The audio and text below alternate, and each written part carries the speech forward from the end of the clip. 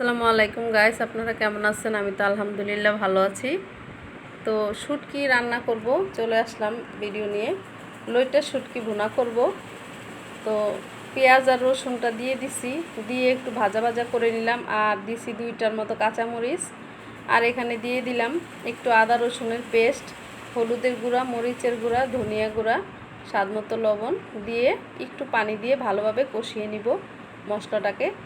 এখানে আদা রসুনের পেস্টটা দিলে লইটা শুটকিতে খেতে অনেক মজা হয়, সেই জন্য দিলাম।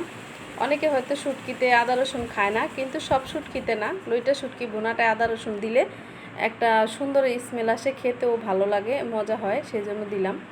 আর এই তো মশলাটা কষানো হয়ে গেছে, আর এখন দিয়ে দিলাম লইটা শুটকি। তো পেঁয়াজ রসুনটা একটু বেশি করে দিলে খেতে ভালো লাগে, সেই জন্য দিলাম। আর আমার ঘরে যখন আমি এই শুটকিটা এভাবে ভুনা করি, তখন তো একদম কারাকারি লেগে যায়, খাওয়ার জন্য এতটা মজা হয় কি বলবো। তো আমার ঘরে হচ্ছে লইটা শুটকি ভুনাটা সবাই পছন্দ করে মোটামুটি।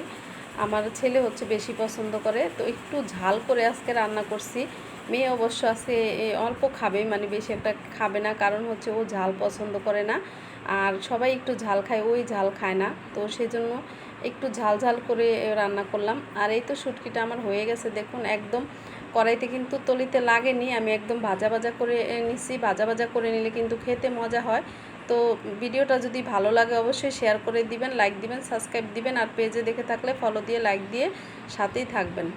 তো এইভাবে লাল লাল করে শুটকি ভুনা করলে কিন্তু গরম গরম ভাতের সাথেও খেতে যা মজা না, আমি তো খাবো, আপনারা অবশ্যই খাবেন।